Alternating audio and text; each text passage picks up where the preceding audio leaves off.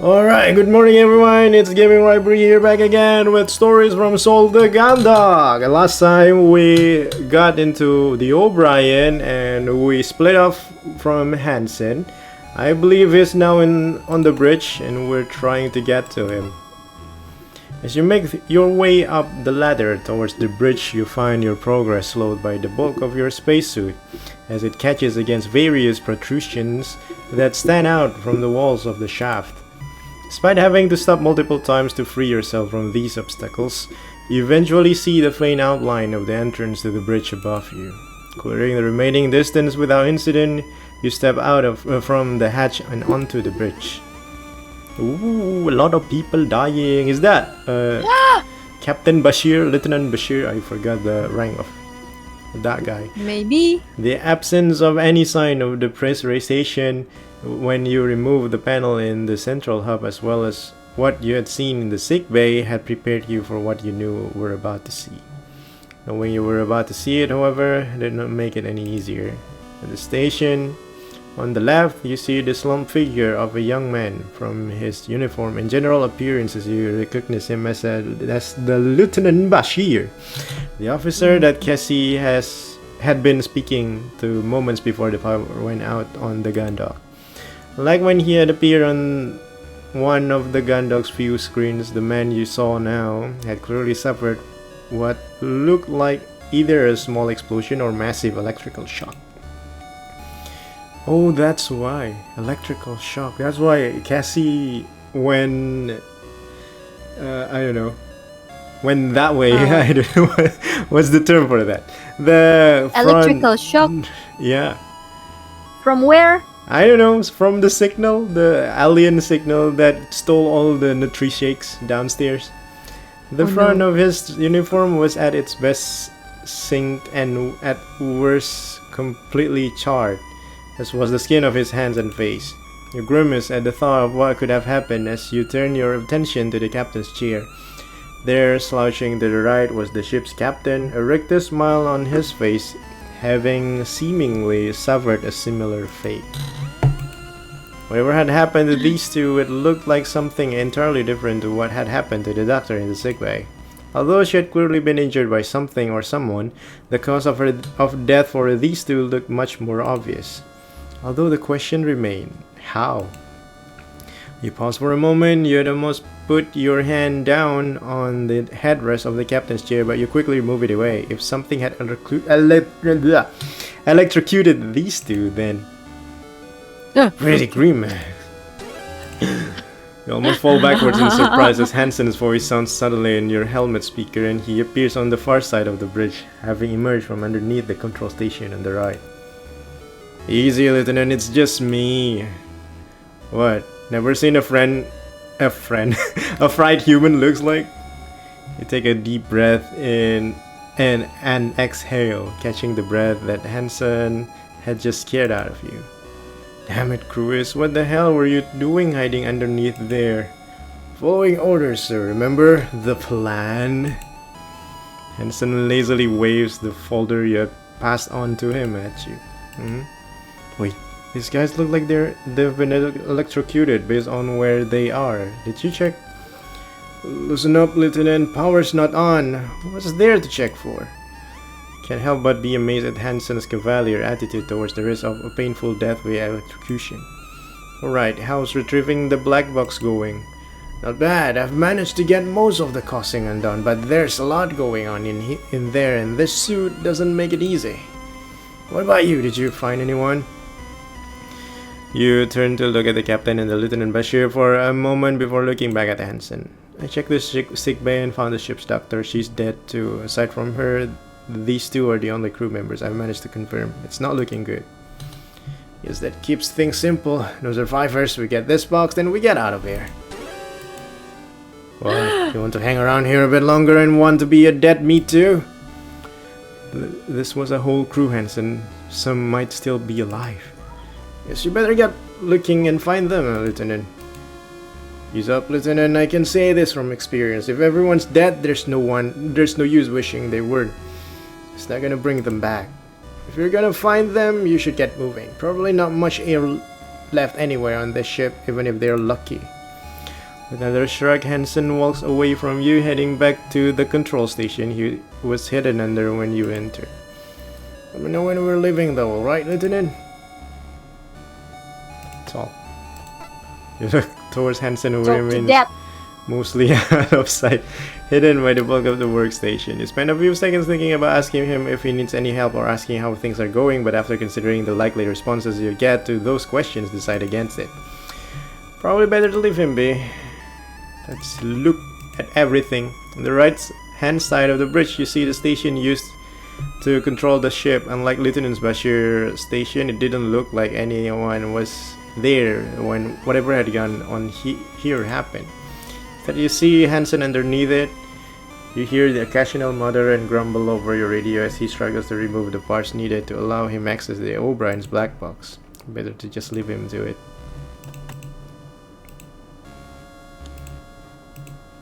Nothing's working right now, so there's no helpful readouts.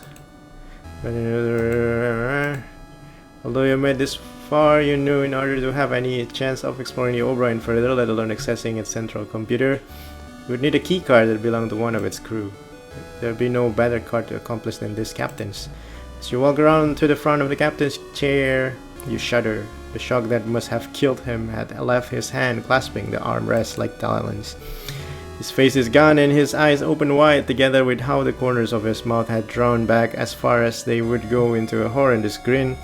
The whole expression was unnerving, as if he had been killed by some fatal but hilarious joke.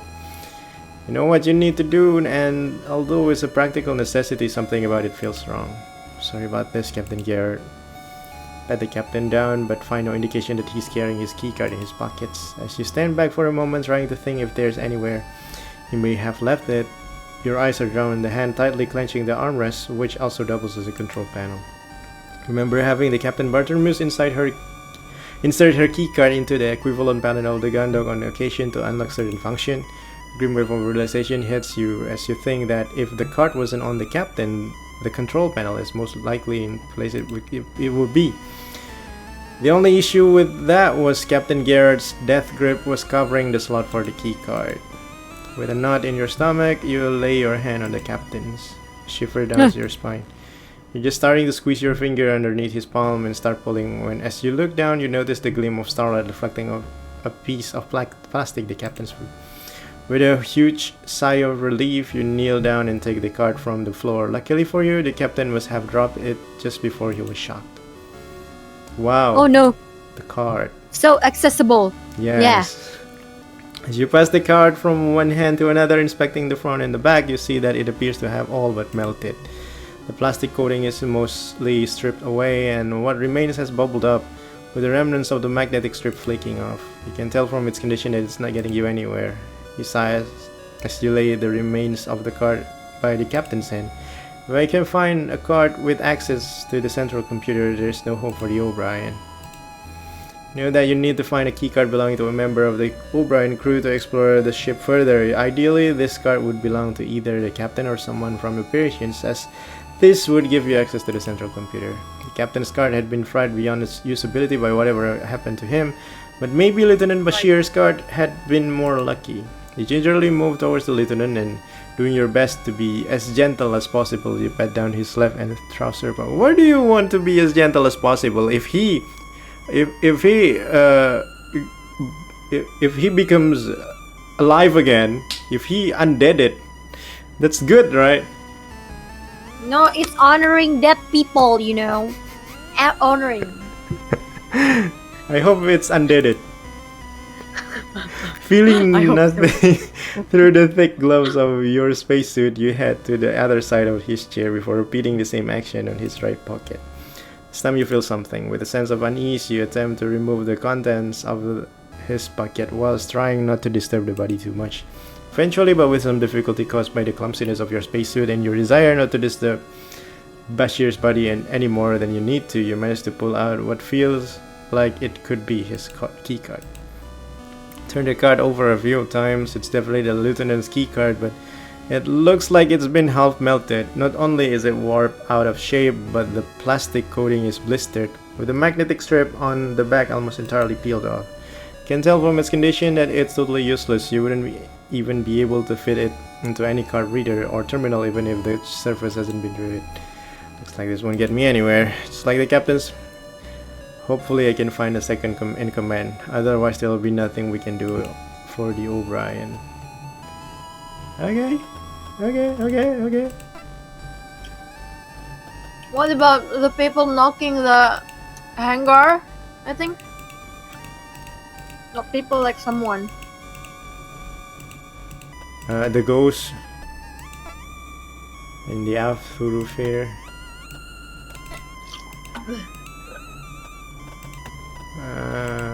Hangar. Find a key card. Find a key card, obtain access codes, find the first officer. Ooh, we will find the first officer. Access codes. See, rescue the members on the hangar. Definitely someone still alive there. Central hub. How could they survive? By the power of prayer. By the power of friendship? Prayer.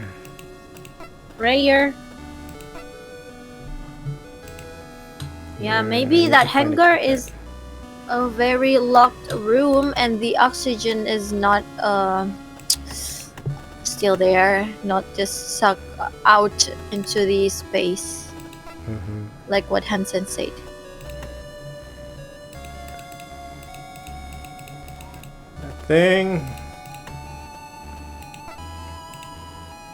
Nothing. What to do here? Where to go? What to do? Where to go? I don't understand how they produce the oxygen out there in the space. Planting trees. Only? Yeah. I am currently reading a book called Oxygen Farmer.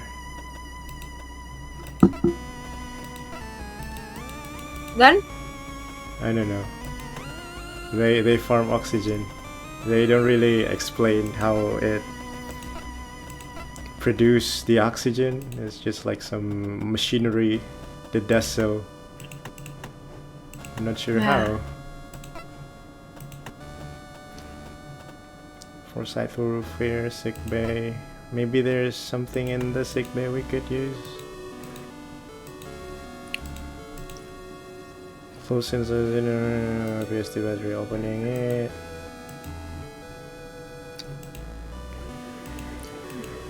Sorry There about any this, clue? doctor. Squatting beside her, you pat the doctor down. Unlike Dr. Rosaria, who wears his on a lanyard around his neck, you don't see this doctor's keycard anywhere. Although the thickness of your spacesuit's gloves makes the task difficult, putting her white coat, you can see the internal pocket, and after a moment spent trying to fit your gloved hand inside, you manage to grab a hold of something and pull it out. You get the doctor's keycard. Unlike the bridge crews, this card is in perfect condition. You stand up and read the name on the back of the card, Dr. Ezri de Boer. You Dr. Ezri. unclasp a pouch on the side of your suit, deposit the card, and then close it again. The doctor won't have the clearance to let me access the central computer, but maybe this will let me find someone else with us. Thank you for your help. I'm just sorry we didn't get here sooner. Let's go. Foresight. Wow. There's a chance that whoever is in there might not be in a spacesuit yet. If I open these doors now, I risk pulling them out in vacuum. There may be something I've missed that could let me get the access codes more safely. Keep Open the first. door. That. There's no response. I don't think anyone is there. I hope. Corridor.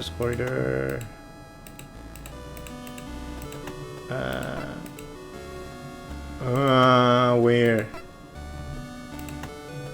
Fire control. The fire control is on fire. Captain's quarter. Let's go for it. Oh, we could access that? Need to be mindful about when I use this. There's no point in opening any doors and running into PST's battery down before I found anyone. Wait, this one. Kneel down beside the terminal, and now the keycard. Sense of trepidation, you've unfastened the pouch of your belt and take out the doctor's keycard and the security officer. You're gonna be able to.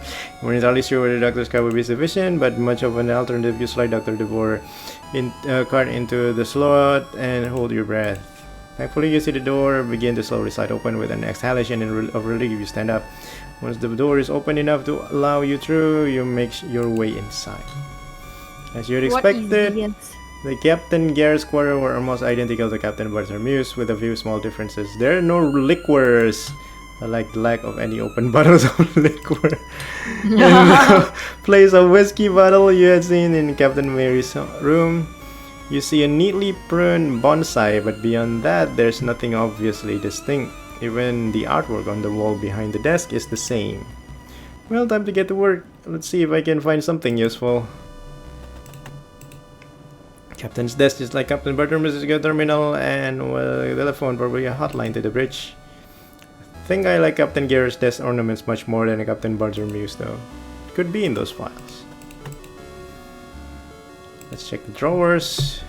You head around the back of the desk and try each door, working your way from top to bottom. They're all locked. I don't need to find the keys if I'm going to get in there. I didn't like doing this in Captain Bartholomew's corner, and you didn't like doing it anymore here. Working your way from left to right, you check the largest chest of drawers before moving to the bedside table and then eventually the area around the bed. Despite a rigorous check of the room, you don't find anything interesting or useful, just personal effect of the captain that you can't help but feel guilty for rifling through. You feel compulsion to search it anyway. Despite a thorough examination, the thing you leave with that you didn't have when you entered is an in-depth knowledge of the captain's choice of bathroom products. What? Okay. It's a time and place for thinking about civil heritage and now, isn't it? Oh, the bonsai. If this all for nothing, I guess I could take this back to the Gandok with me. Though I don't know how long trees last in space, although I should probably leave it alone until I know for certain. Hesitate for a moment, considering whether or not you should pick up the files in front of you. Although in normal circumstances doing such a thing would result in severe disciplinary action, you reason that these aren't exactly normal circumstances. Anything that could explain what had gone or help the O'Brien had to be investigated. Besides, you think it's not like this would be the very first report you had read today that you shouldn't have. You take the file in hand and read the heavy printed text on the front.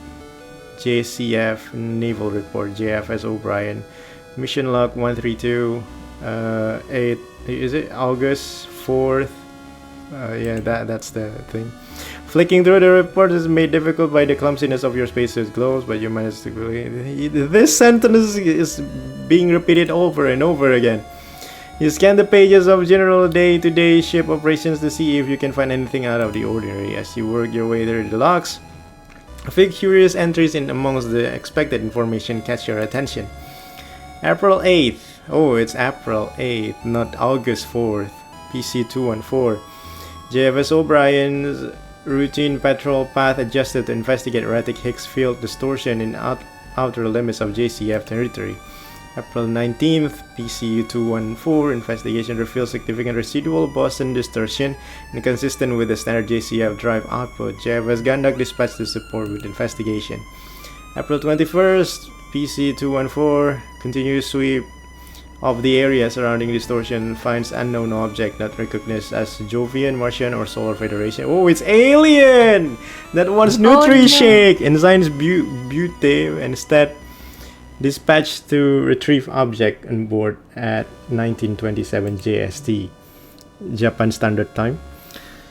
April 22nd, PC 214. That's the Earth Day. Long-range communication system remains down. Source not yet identified by Chief Engineer DeForge. O'Brien moved to rendezvous point of JFS Gandok for duty transfer. April 23rd, PC 214. Rendezvous with JFS Gandok behind schedule. Chief Engineer DeForge investigating unknown object for potential cause of communication failure. Destructive investigation authorized. It's like they ran into similar issues as us around the time they took whatever this unknown object is on board. And an object, huh? Yeah, let's bring that bonsai out. We need to know how long will it last on space first. Yeah. Unfortunate. Where else? Where else? Here we go. The fire control. Central hub. The fire control is on fire! The airlock, I guess, will take the. You stop as you enter the airlock where you your base. Being able to see the stars like this from this position, you couldn't help but feel uncomfortable. Spend a few more moments gazing at the airlock before you shake your head to clear your thoughts. If there was any hope for the O'Brien's crew, it was that you'd act fast and your stargazing wasn't helping anyone. Use this. Only made the cut off an armored frame and make it harder to leave if we can get the power back on. Grabbing the handle of the suit's container, you twist it until the lock disengages and then open the door. Reaching in, you grab the radio on the suit's breast panel and detach it before turning it on and bring it up to your face.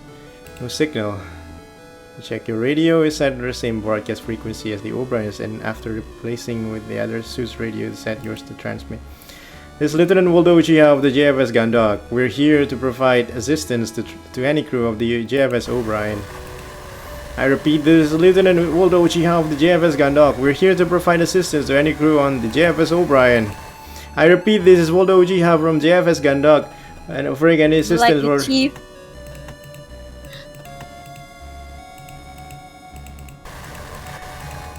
Okay. What should we do?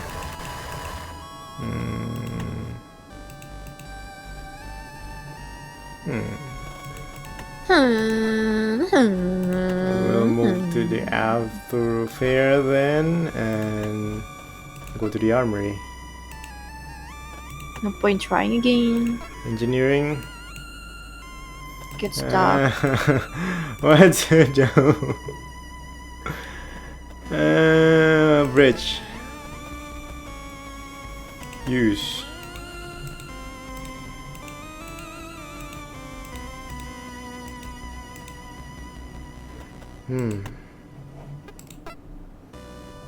Access codes. Is it worth trying to? Okay. We'll save before we open the door to the hangar. Because I'm afraid that someone that's inside there will die instantly as we open the door. Yeah. Hangar.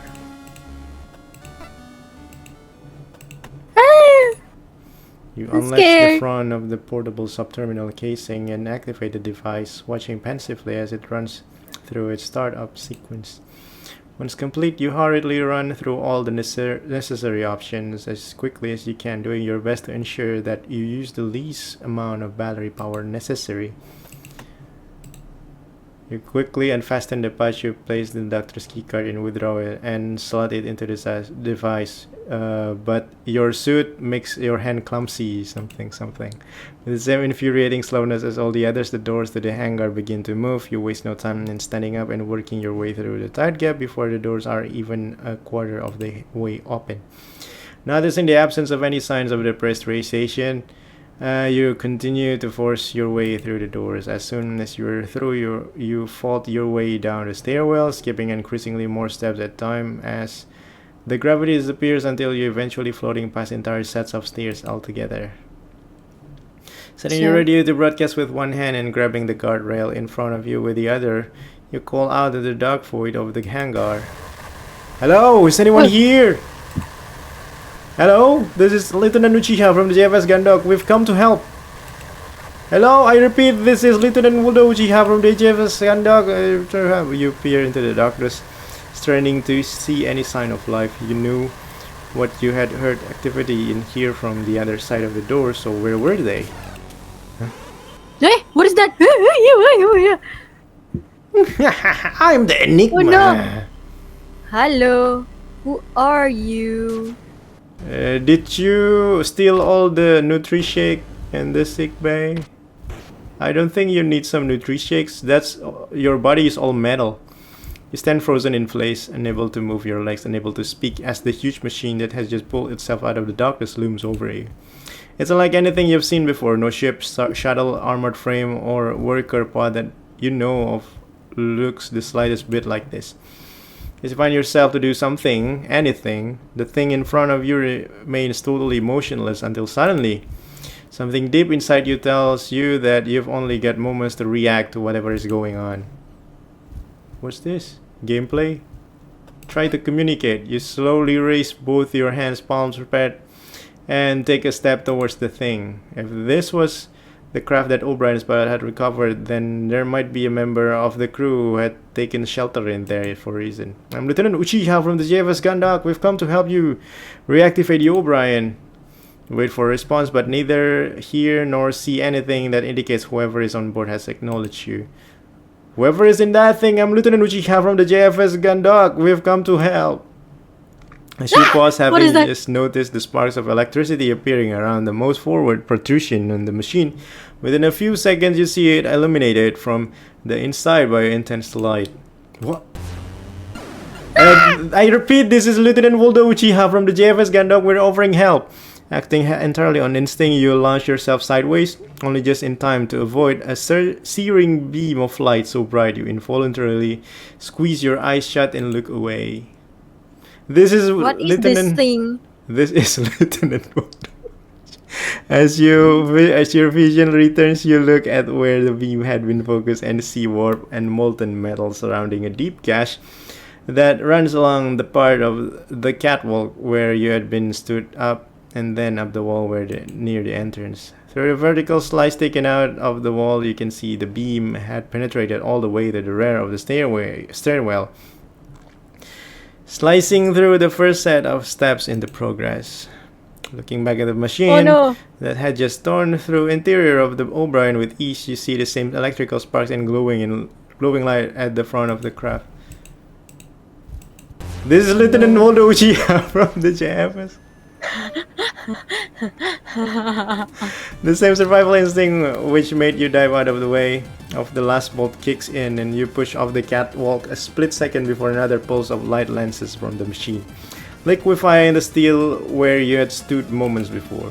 Grabbing the edge of the entrance into the stairwell, you redirect yourself and push off the wall, sending yourself up past the half-melted set of steps and towards the door into the thoroughfare. As you stumble in the corridor, you grab your radio. Hansen! Get to the Juno right now! We need to leave! You yell as you bolt for the central hub. Hansen, do you hear me?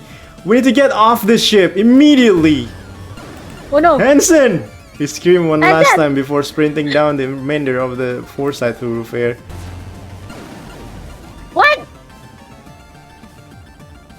As you pass the boundary into the central hub, the corridor behind you is illuminated with another intense flash of light. You don't turn around, instead continuing at speed towards the airlock where the Juno had been left. Hansen, I'm serious! We need to leave now before the ship's torn to pieces! Get off the bridge and get down here! With no response from Hansen, your mind races. You're doing your best to formulate a plan when you look back at the Forsyth thoroughfare and see it scored with a huge cuts that run from floor to ceiling, the liquefied metal of the ship's structure framing their paths. Damn it! Same instinct that had saved you in the hangar kicks in, and you turn towards the airlock, racing towards the open entrance and the stars you can see in the distance. As you head towards the open cockpit of the armored frame, you try and remember the startup sequence that will let you pilot it out of here. Begin to climb the Juno chest, and as you reach the top, look inside to see the pilot's seat empty. Ugh, God damn it, Cruz, where are you? Looking back towards the entrance of the airlock and seeing no one in the distance, you know you have a choice to make. Wait for Hansen. You cry in frustration, slamming your fist into the cockpit hatch. Despite every instinct you have screaming at you to run, you know you can't just abandon Hansen regardless of his personality. He's still a crewmate. Your eyes fixed on the corridor leading into the airlock as you wait for him to disappear. To appear! You know, he hadn't received your radio signals, but he must have seen what's happening to the ship from the bridge. Come on, come on. Come on, Hansen. You mutter, your right leg beginning to twitch in anticipation. This is Lieutenant Waldo What Uchiha.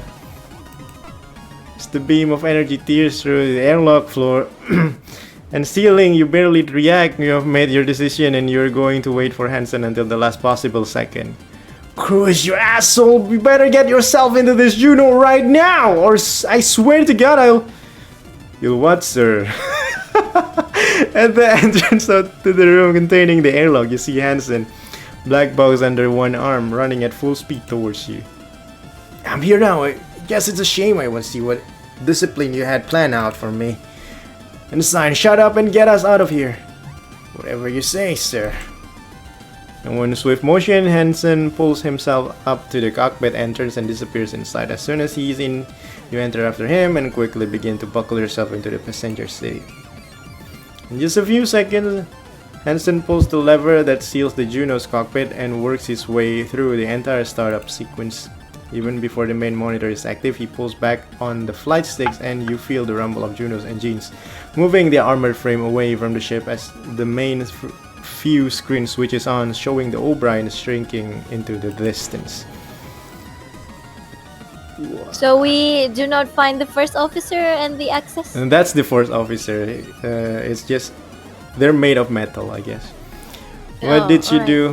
1 minute, I'm pulling out of the black box. The next, I can see a light show going on outside, and some kind of laser beam nearly cuts me in half. I didn't do anything. There was something in the hangar, and then it went off. It was tearing the whole ship apart from the inside. So you trip an AF's weapon system or something? Can't let you anywhere near these things without you causing problems. You're about to continue your protest at Hansen when you see a column of light penetrate the surface of the O'Brien. What? Bye-bye, O'Brien. Bye, O'Brien. What the? That's it. It's got to be some sort of prototype AF or something. I've never seen a weapon like it. Tore through the O'Brien hull like paper. What the hell?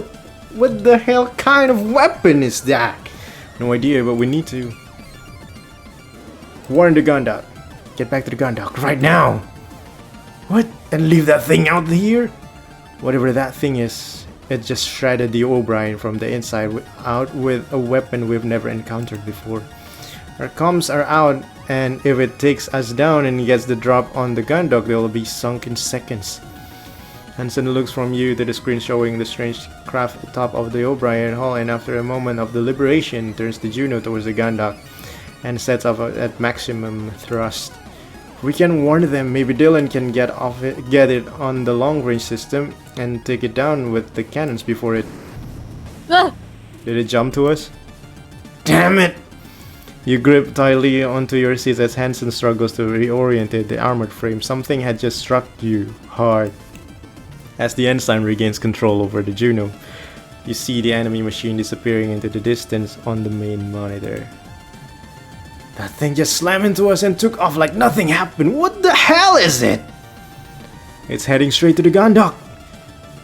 Go now! What do you think I'm doing? As the enemy shrinks into the distance and the Juno's monitor, Hansen doesn't let up of the speed, maintaining the high level of acceleration.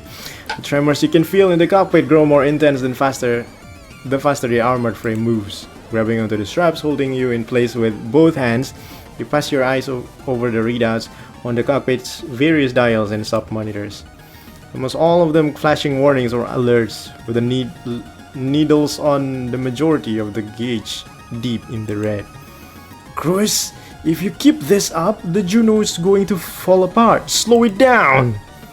Hansen smirks at your order, scoffing as he somehow finds more acceleration that increases the vibrations to the point that you feel like they'll shake you to pieces any moment now. And the video will end any moment now. See you later in 2 days. Bye bye.